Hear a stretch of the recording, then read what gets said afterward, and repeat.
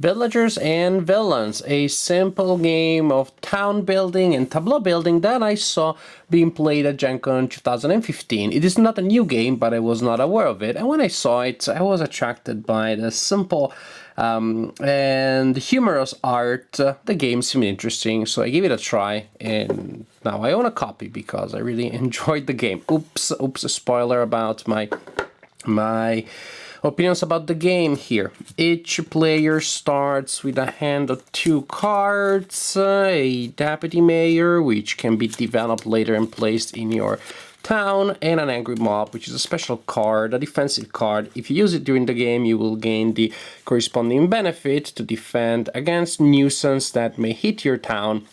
If you keep it until the end of the game, it is worth 3 victory points if you haven't used it. Also player aid, which is very useful because at the beginning the game may look a little fiddly because it has several phases in each turn, and each phase works in quite different way from the previous ones. So you just feel like, oh, a lot of different procedures that I had to go through, but in reality, after a turn or two, everything makes perfect sense. The heart of the game is this deck of cards here, which includes people that you can hire for your town, heroes that will defend you against the threats, buildings that you may build, and threats. They're called challenges in this game. These are pretty much the main categories of cards. You shuffle the deck before you start playing the game, and then you draw 6 cards and you form a line by the draw deck. So you start the game with 6 cards out there and you place the deck on the side. Now, the first phase is the recruit phase, when each player will get a new card. If you're playing the 2-player version of the game, then you go through the recruit phase twice. Oh, I have 2 cards here. Let's remove one. There you go. Now, during the recruit phase, starting with the first player, players choose a card and they try to take it. The card that is the farthest from the deck is considered to be the number 1. Then you have 2, 3, 4, 5, and 6. Simply put, the active player that is trying to recruit a card chooses one. For example, say I want this card here. Then the player rolls a die at d6, and if the player rolls equal to or higher than the number of the card that the player wants, the player can in fact recruit the card. So I want this one, I roll 3 or more, I can get it and add it to my hand. If I were to fail the roll, I would take the first card. I'm forced to take the card number 1.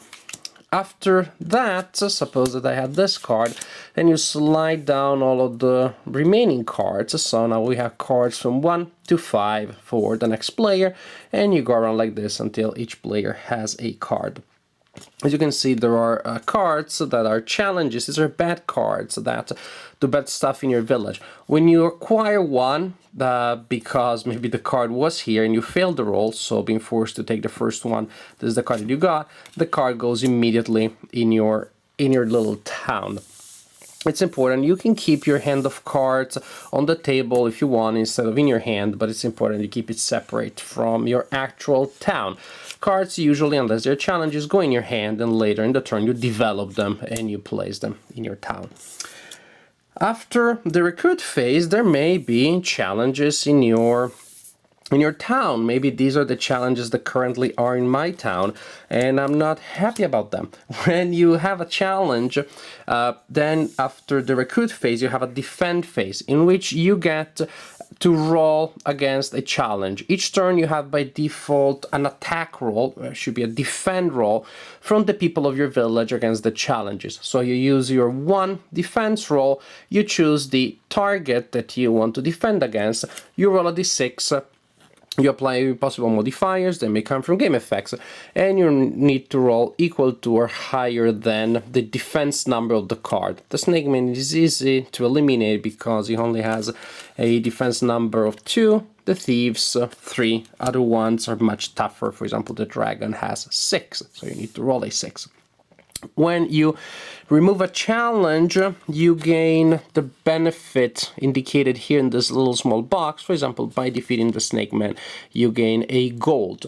Gold is the currency that you use in the game to purchase stuff.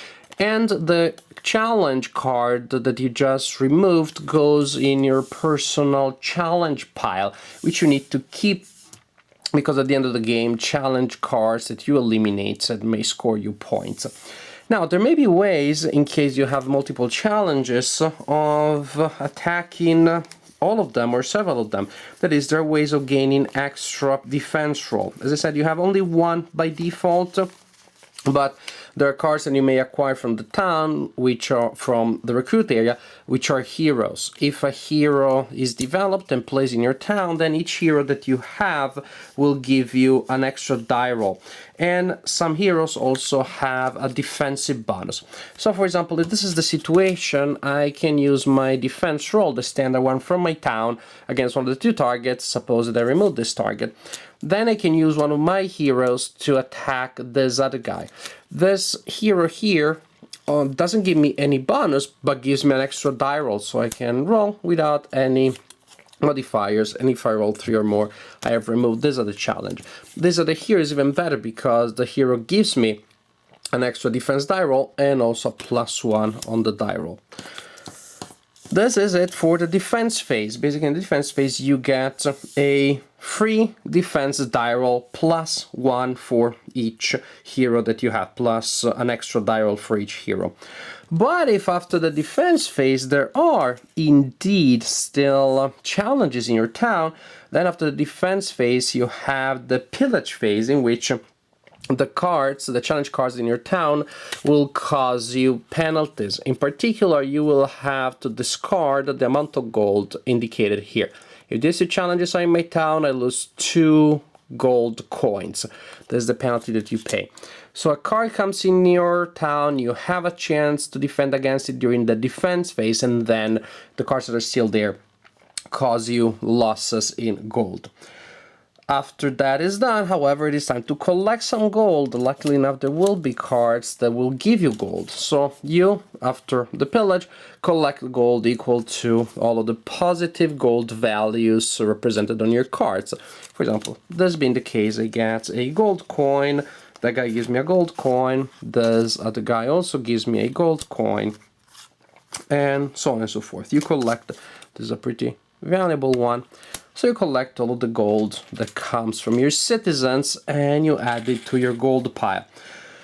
You collected the money, then it's time to spend it. Hooray! Then you look at your hand of cards that you recruited from previous turns, and you can build buildings or recruit citizens. I prefer to think of it in terms of you develop a card. Simply this way I have a single term that covers placing buildings and placing citizens in your town. To develop a card in your hand, you play the corresponding cost, 6 for this building, 2 for this citizen. You pay the cost in gold coins and you add the card to your town. Pretty simple. The cool thing is that you have cards that will immediately generate money, and that's excellent, but they're worth 0 or not many victory points at the end of the game. And then you may have other cards that give you virtually no immediate benefit, and they're pretty expensive, but they're worth considerably higher amounts of victory points at the end of the game. After the build phase, you have the reset phase, in which, let's go back to the recruit area, and let's imagine that this is the situation in the recruit area when we get at the end of the turn. During the reset phase, you remove all cards that are there, but the challenges. So these cards are simply discarded. Ouch. That means that the good cards that you may want to acquire will only be out once to be available during the recruit phase. The challenges stay there. They are slided down, and then you refill the town, bringing the amount of cards there back to 6. Now, as you can see, things are a little tougher because I have 3 challenges. Suppose that in this turn nobody acquires a challenge, or maybe somebody acquires this challenge. Then at the end of this turn, we slide cards like this, we remove this one, and we refill. So you will have increasingly more challenges that will come out. Whoa, a group of 5 heroes just came out. And the challenges will tend to be in this area, which means they will tend to go to players that fail their die rolls. So it's a fact of life in this game. You will get challenges, you will have to defend them. They will go in your pile. The game continues until a player has 9 cards in their town or 10 cards in a 2-player game. At that point, the game is over and you count victory points. The game may also end if there are no cards left in there. To count victory points, you have a game score pad because victory points come from a variety of sources. Town value, these are the victory points that come from those boxes there. So you simply add those together. Civility bonus, 3 points if the angry mob card, that card that you have at the beginning, which gives you +3 on a defense roll, but if it's still in your hand, you get 3 points at the end of the game. Heroic bonus, 2 points per hero card to the mayor, that means the player, with the most hero cards in their town. You have more than anybody else, more heroes than anybody else, 2 points per hero card. Also 1 point per challenge card in your score pile to each mayor with the most challenge cards in their hand or in their pile. Largest town, 3 points to the mayor with the largest town. And then matchmaker. Many cards have a pair indication at the bottom, which means if you have the cards that form a pair, this one is paired with the guard is paired with the prison. If you have these pairs, each pair that you have gives you 2 victory points. Now this is supposed to be in the advanced rules, in the advanced game, but it's so basic that I would include the rule about scoring pairs also in the basic game. There's also another rule, which is the King's Favor, which makes things a little more complex. The King's Favor can be used to gain several advantages. There are rules that determine how the King Favor goes around. Frankly, I'm not a big fan, and when I play the game, I play with all the rules, so the advanced game, but without the King's Favor. I feel that it adds more complexity than fun, but that's just my opinion. Maybe the players will love it and won't even conceive playing the game without the King's Favor. Villagers and villains, super simple, even though it doesn't sound like that when you look at all the faces. You're like, oh my gosh, that's crazy, but it really makes sense. You recruit and bad stuff may come into your town, so you fight against them, but if you don't defeat them, then they hurt you. Finally, you collect the money that you're still able to collect after the damage that you took. You buy something new, and then you repeat the phase. It really makes sense. You're going out looking for new people to join your town that you're trying to develop, defend against whatever happens, finally build, continue. It's a tableau building game basically, and it has, well, some basic ideas that you see in a lot of games, but I definitely like the way they're implemented here in a pretty simple, straightforward, and yet definitely still thematic way.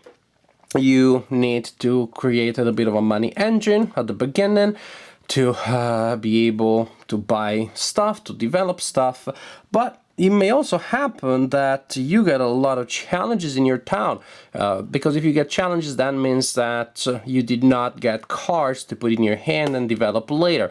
Also, if you get other challenges, that means that you probably are not getting cards that will give you more gold.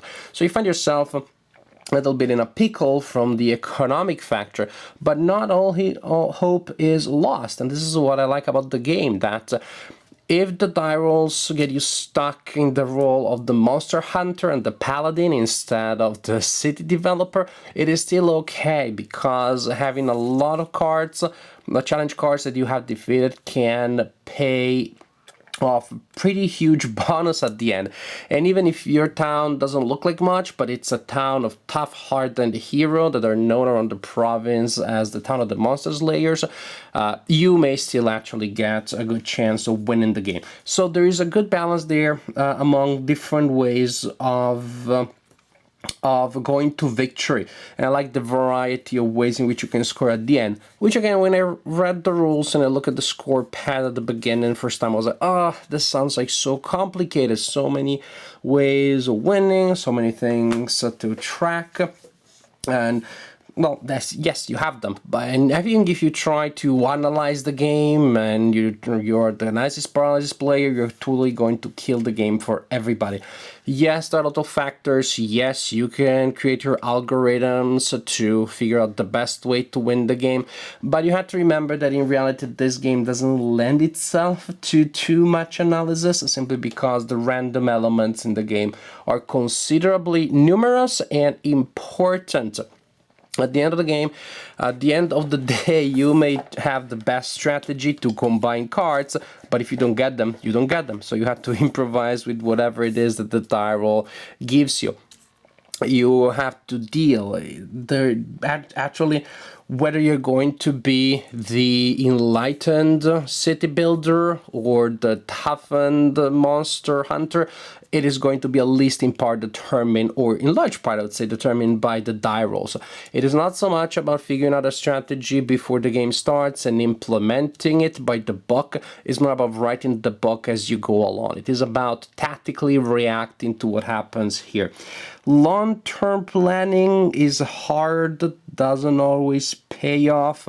You may have figured out the best pairings ever, and the cards will allow you to combine those pairings never come out because the game ends before then, or they come out and you don't get them, somebody else gets them, you fade the die roll. There are just so many uncertainties here that I think the game really should be played by somebody who likes reacting to uncertainty and sort of like managing chaos, rather than somebody who wants a dry, mathematical, rational Eurogame. So I like that. There is that equalizing factor given by a lot of randomness, but it doesn't feel like the game is completely random. It is about players that know how to handle randomness and adjust their tactics as the game progresses.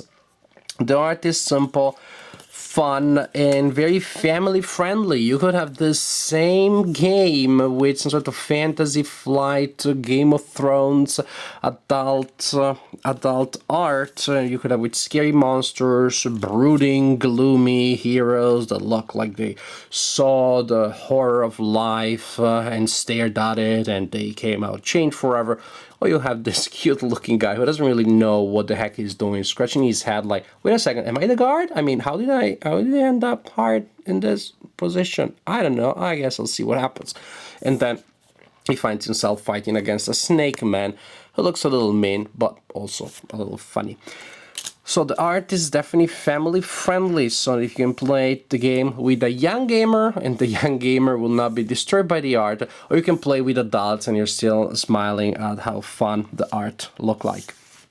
So, Villagers and Villains, not a new game, but a new discovery for me because I never heard of this game. I found about it completely by chance at Gen Con 2015, and I'm glad that I gave it a try, and now that I had this game in my collection as a simple, fun filler, extended filler, larger filler, not the mini filler, but a I wouldn't say meaty, but in any case a rewarding filler on the larger side of the spectrum in the filler category, or the shorter, smaller side in the category of the bigger games, I guess. Villagers and Villains, pretty fun to play. And now I would like to take a moment to thank some backers of my Kickstarter campaign for 2015. They donated to the campaign and made it possible for me to acquire some of the games that I purchased recently and I am reviewing these days.